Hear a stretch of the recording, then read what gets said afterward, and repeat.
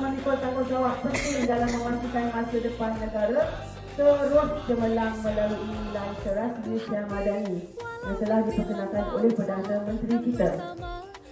Madani bukan hanya fokus kepada pembinaan kuota, tetapi lebih utama kepada pembinaan karakter warga negaranya.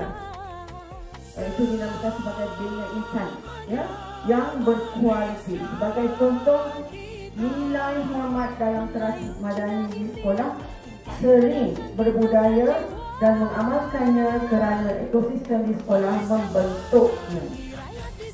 Aku kasih mereka. Negaraku. Aku kasih mereka. Negaraku. Aku kasih mereka.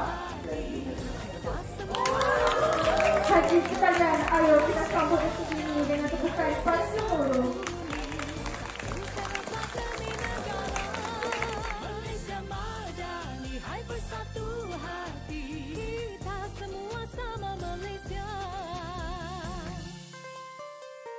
Berdiri megah, selamanya kita bersama, warisan takkan binasa.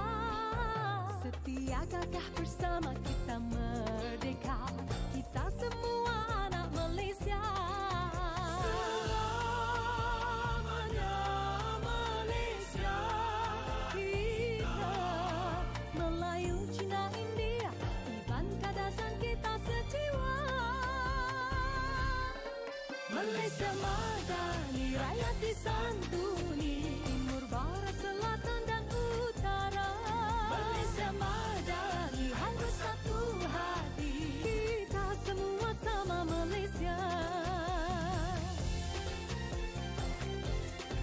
Hai orang India, berbudi bahasa, lembut langkah tarian indah. Tema bagi Hari Kebangsaan bagi tahun 2025 ialah Malaysia Madani, Rakyat Disantuni, yang menekankan aspek kesejahteraan dan kebajikan masyarakat. Antara sabit dan bintang 14 biji melambangkan Islam serta perpaduan negeri-negeri, manakala warna jalur bermula menunjukkan kepada keberanian, kedaulatan, keikhlasan dan perpaduan.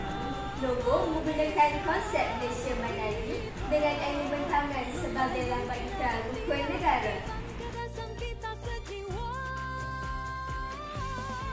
Malaysia Madani, rakyat disantuni, timur, barat, selatan dan utara.